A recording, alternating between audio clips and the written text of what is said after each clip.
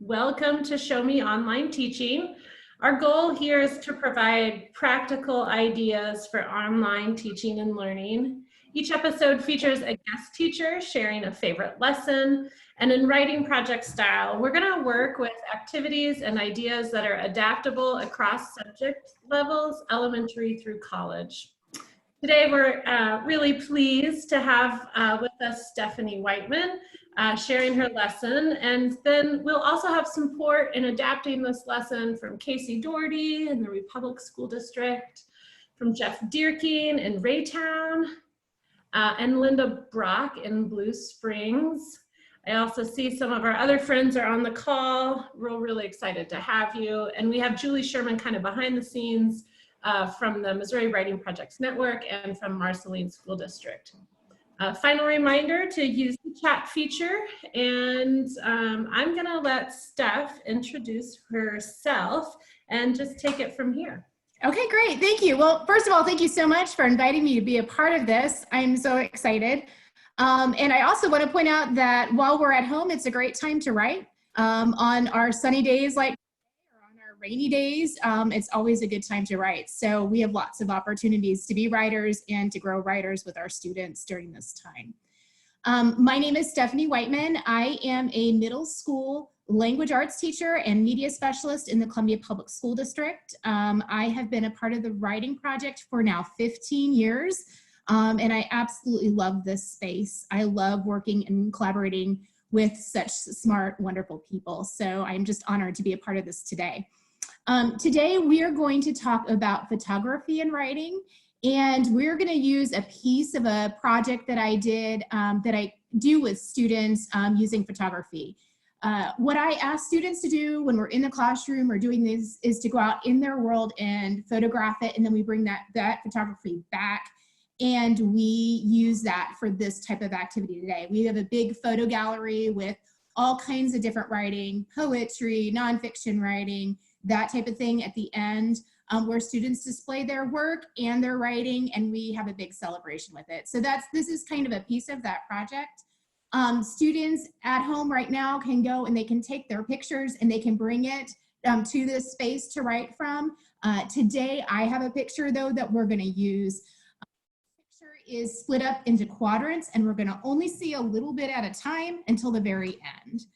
So we can go ahead and get started, Julie, with the PowerPoint. So I put this together on a Google slide so you guys can see the pictures. So we'll start with the very first one at the beginning. That's the end, Julie. There we go. Okay, so using your chat, here is the very first part of the picture, the first quadrant. And what I want you to do is just chat some words that would describe this house. There seems to be a next on there, but that's all we're going to do right now. And then I'll tell you what we're going to do next in a second.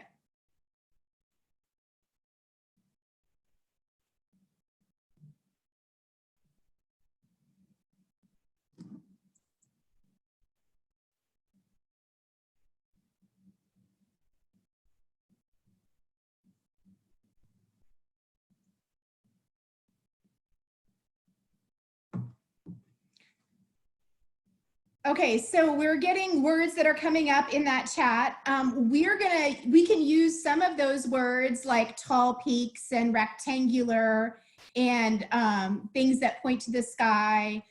We can use some of those words as kind of the framework or some pieces for our writing to get started. I'm doing this, I start with words and brainstorming words so that students that might be struggling to get started have something to start with. I could also pull up the whiteboard feature on this Zoom and kind of type in the words if the students are saying them out loud as well.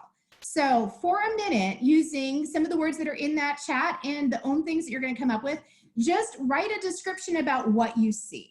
All right, so we're going to go ahead and get started with that now. And I've got a timer on my phone. I'll let you know when that minute is up.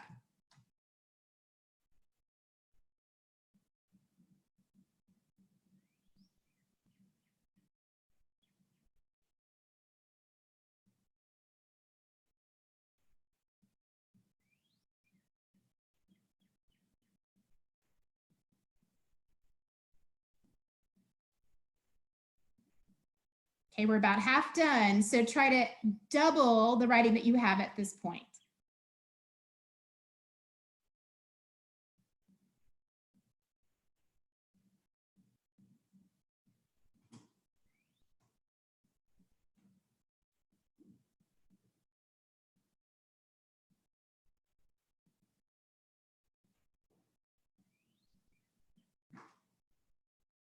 Okay, finish up that last word or phrase that you're on.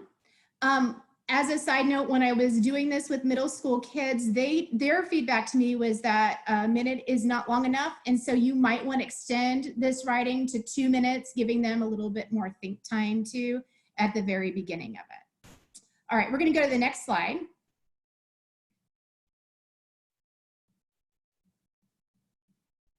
On the next slide is going to be the second quadrant of the house.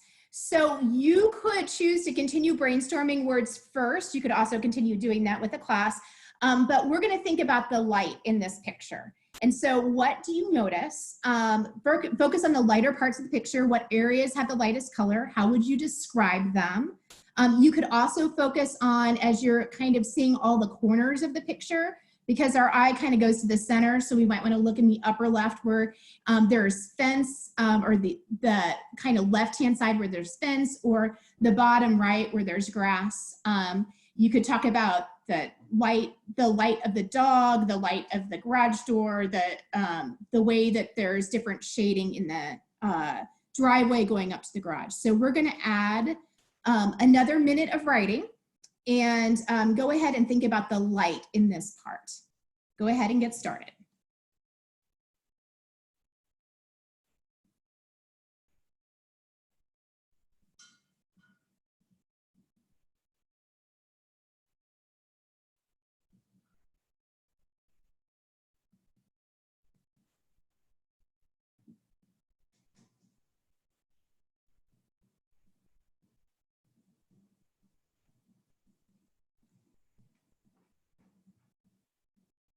That's about halfway, so try to double your writing from here.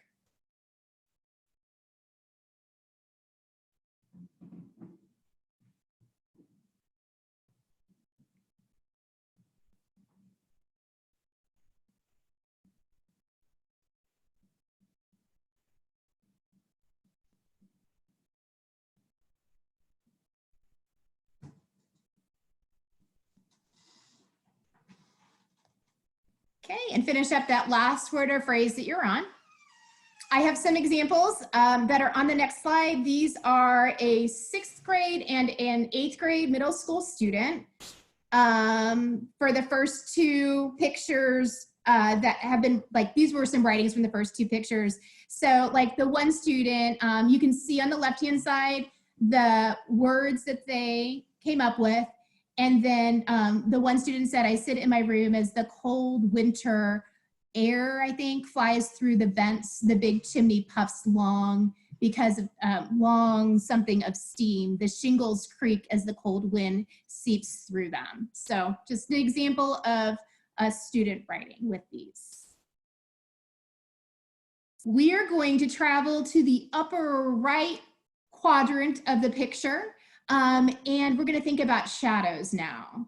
And you can kind of see the different shadows that are happening and some other odd things that are going on in the picture. So some things to write about with that. And we're going to spend 1 minute writing about the shadows and descriptions of things that you see here.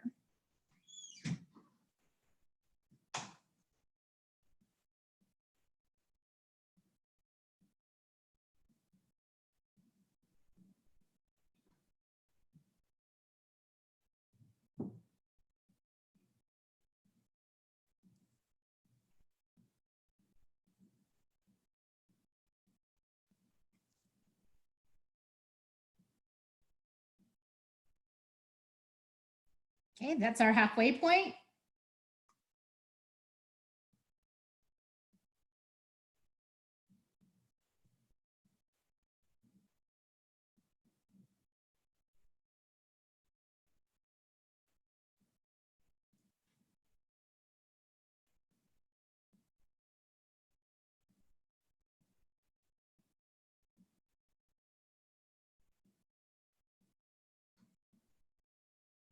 Okay, go ahead and finish the last word or phrase that you're on with that.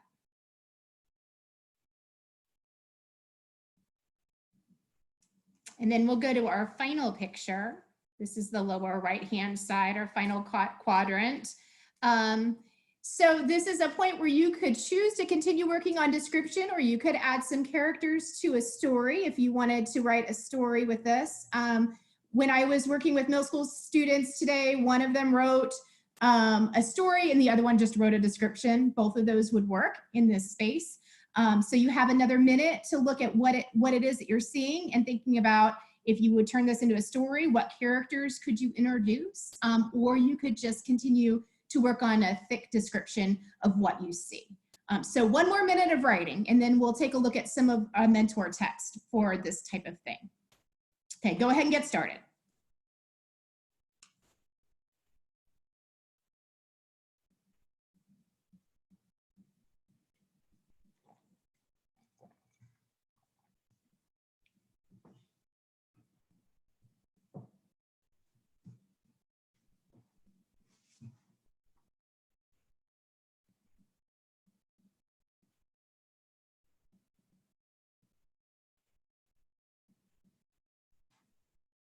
You're at your halfway point.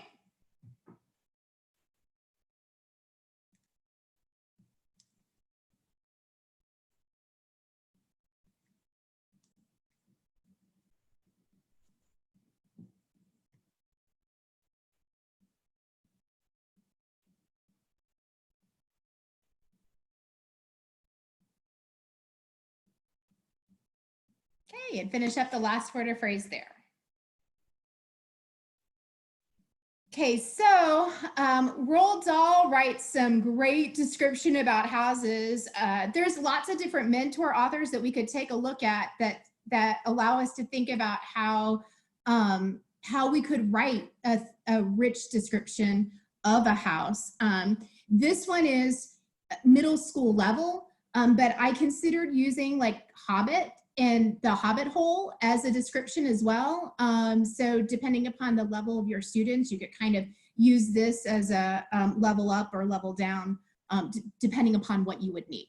So I'm gonna read this, and what I want you all to do is think about, what does this author do that's amazing? Why would this be a mentor author? And what kinds of things could we use in our own writing that would be kind of in the vein of this author?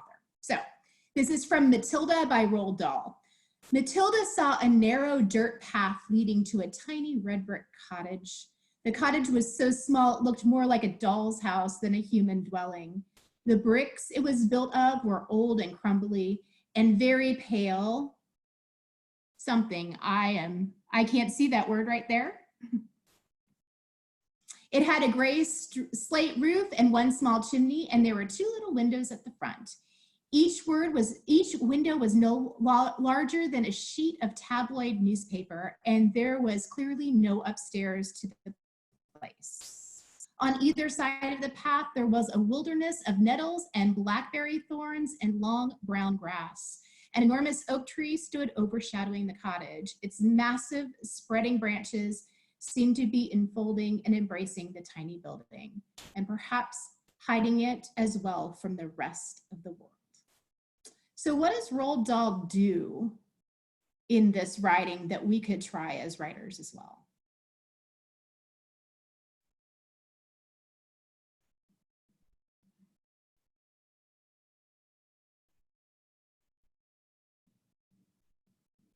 Paint some pictures with words. Yep, that's one thing that we could do. What else?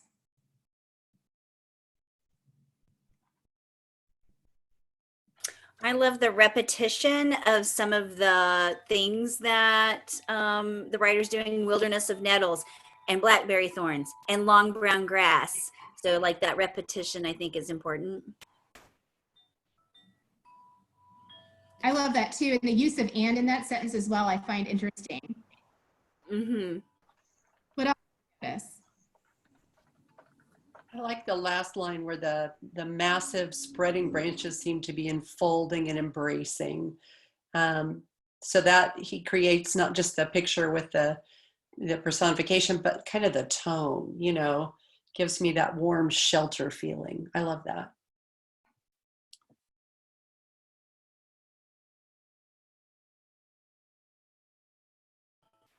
Jan Makes the home and mentioned surroundings sound that, like living being. Yeah, that. Jan mentioned that it adds the characters as well as this very descriptive place, and that made me think like this place is a character itself, right? Feeling very, I can define and clearly understand this place as a character. Thank you, Jan.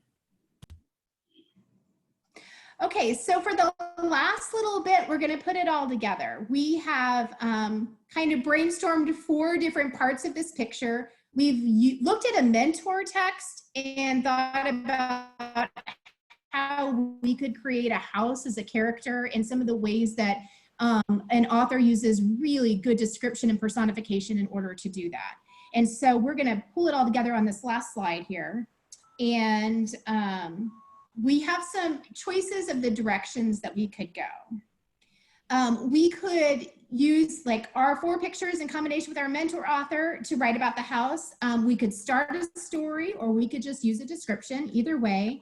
One thing that you could do, kind of like loop writing, is choose a favorite line from some of your previous writings, put that at the top of your page, and then start from there.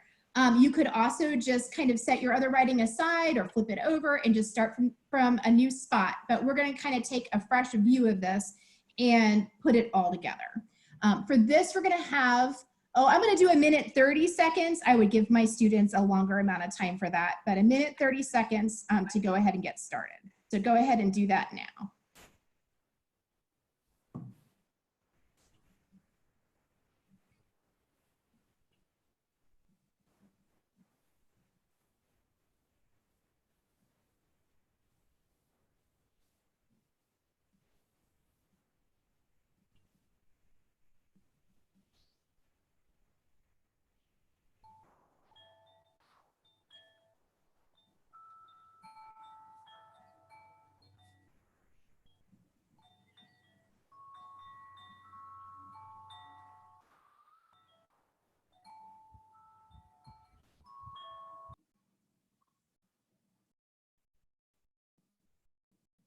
Okay, so that's half.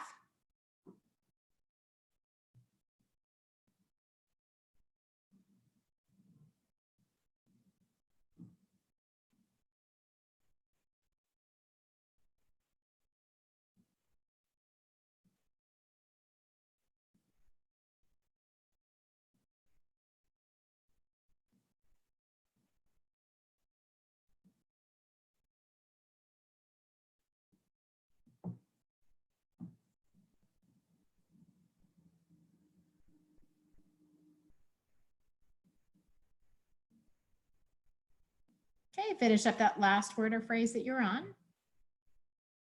And I have some examples of some writings from this stage of the process as well. So the left-hand side is the same as the left-hand side from the beginning, and the right-hand side is the same from the right-hand side from the beginning. And so with a new version or a new draft, this student wrote, "My dad approaches the old tin can of a house we live in. My room is located just above the garage, so every night when he arrives, the decrepit garage glooms as it slides shakily open." So you can start seeing that influence of Roald Dahl writing in this piece that he's doing there. So that takes us to the conclusion of this lesson. It's about 2:20, so I think we're right about there. Here was another example of another house description from The Hitchhiker's Guide to the Galaxy that I was going to use as well. That was like my additional brainstorm there. Thank you, Stephanie. You're welcome. I really enjoyed this. I love the way you moved it online for us and kind of led us through each part one by one. I do like the idea of writing a little bit longer in between so I can see where that would be really beneficial in the classroom. I am so impressed with the student writing, what they came up with, because I got nothing. I was writing about this unassuming driveway leading to the garage door, but I found myself marking out words and rewriting for better adjectives at this point, right? Because that's kind of for description, that's what we're practicing. I marked out framing and put dismally.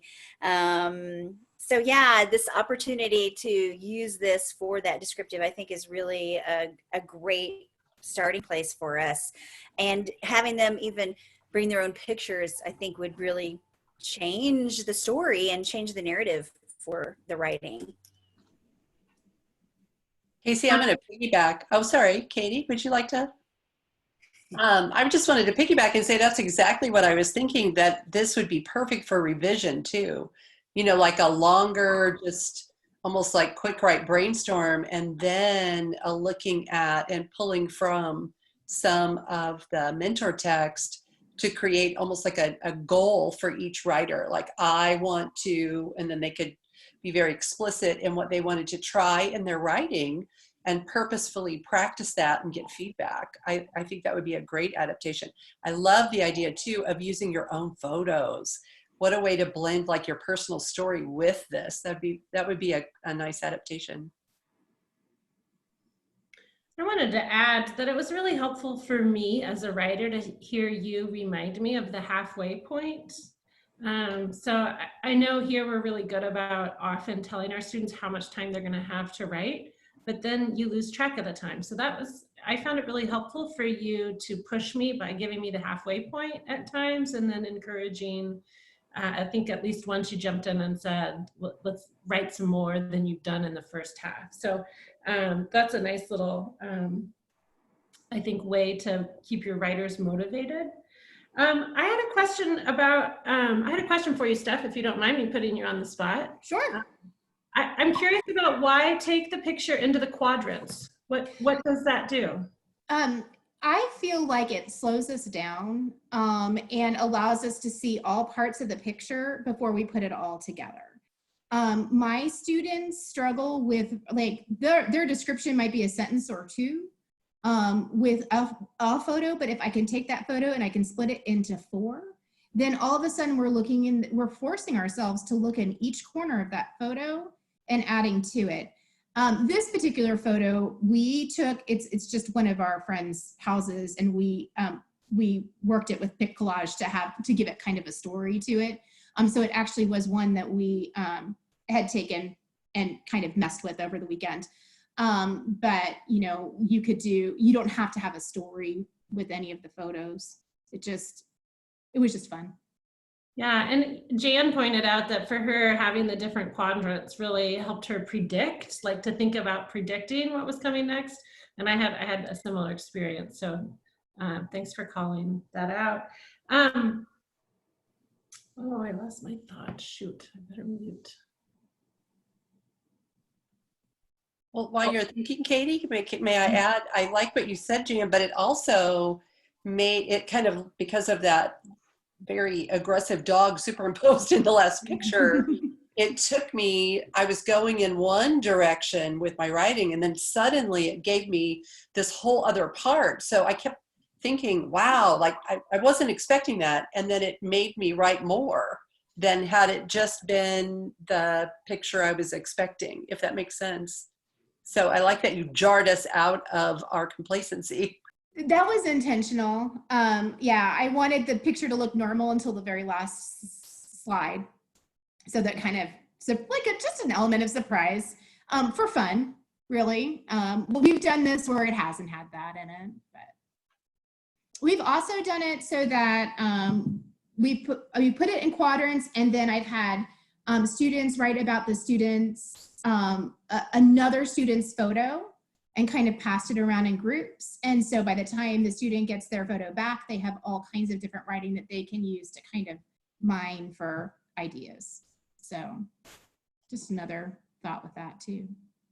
I also appreciated that this is an actual lesson that you used with your middle school students today. I can really see how this opportunity to write about homes when we're stuck inside of our homes, really just creating that choice for students is so important. I think that they still have some choice, but also that it's really relevant to where we are right now. It's what we got. It's Yeah. the best out of it.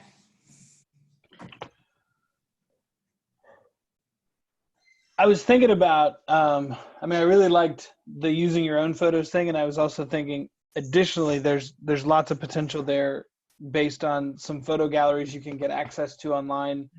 National Geographic has some amazing photo galleries. And so maybe moving kids to choosing a picture and then breaking it into quadrants and practicing that same description challenge of like, how do you describe this quadrant of the picture? How do you describe this quadrant of the picture?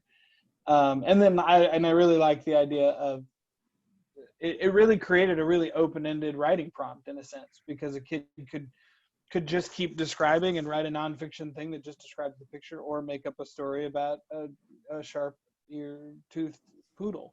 And so I thought those both things, but there's lots of places online too where you can also sort of let kids play with some really high level photos in the same way, right? That it's like, and let them have a little bit of the leeway there, maybe after practicing this a couple times. Also, those high level photos could be mentors in and of themselves, mentor photos. Students could think about composition of photos just as another layer. Yep, very cool.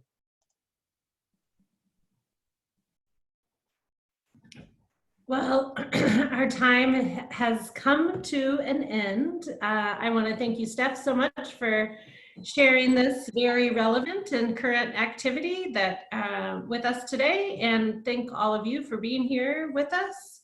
You can join us on Friday at 2 o'clock when we will feature writing project teacher Diane Mora, who's going to be helping us think about teacher self-care in this very challenging time we're in right now. So I hope you can create some space to join us Friday at 2 p.m. And if not, if you visit the Missouri Writing Projects Network website, all of the calls are recorded. So you are welcome to go back and take a look at any of them, use the ideas for your own online teaching and learning, and share them with your colleagues. So thank you so much, everybody. Take care of yourselves and those around you. Bye-bye. Bye-bye. And as you're closing off, I just want to say Cammie brought up Picklets, and that's a great resource. So I wanted to get that on the recording before it went off, because our chat feature won't show that. So thank you, Cammie, for that.